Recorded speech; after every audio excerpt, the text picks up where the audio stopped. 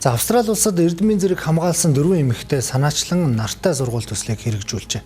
Уг төслийн хүрээнд сэргээгдэх эрчим хүчийг боловсролын байгууллагын үйл ажиллагаанд нэвтрүүлснээр дэд бүтэц бүрэн холбогдоогүй гэр хорооллын бүсийн 61-р сургууль ашиглалтын зардлаа 20%-аар бууруулж чадсан байна.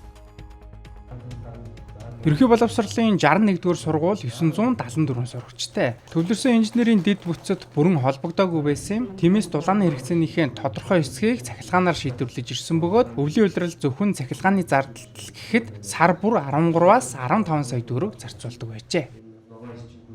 Тэгээд одоо 61-р сургууль маань бол хийн зөөх рүү шилжсэн нарны панел тавьсан учраас хүлэмжийн хийн ялгарл бол ногоон шилжилт хийсэн сургууль, бүрэн шилжилт хийсэн сургууль гэж бол хэлж болно. Нэлээдгүй хуучин тийм сургуулаа. Тэгэхээр хамгийн гол нь одоо ийм 40 кВт-ийн нарны панель бий болгосноор бид сургуулийн цахилгааны зардлыг маш их хэмнэлт хийшгэж байна.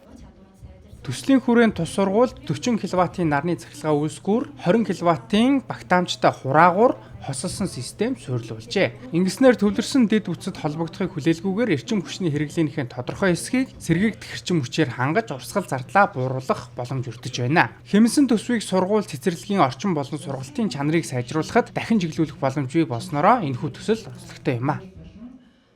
One of the schools that has installed solar panels on it. Австрали улсын засгийн газрын зүгээс Монгол улстай сэргээгдэх эрчим хүчний салбарт хамтран ажиллах бүрэн боломжтой. Энэхүү хамтын ажиллагааны хүрээнд нартай сургууль төслийг амжилттай хэрэгжүүлж байна. Манай хоёр улсын хамтын ажиллагааны хүрээнд уг төсөл хэрэгжиж байгаад маш их баяртай байна. There's such interest and demand in renewable energies. Ер нь ингээд сургуулийн хэрэглээвэл яг өдрийн цагуудад байдаг буюу нар тусдаг ийм үеэр байдаг учраас сургуульд бол нарны панел бол цахилгаанаа одоо хангахд бол маш одоо тохиромжтой байдаг.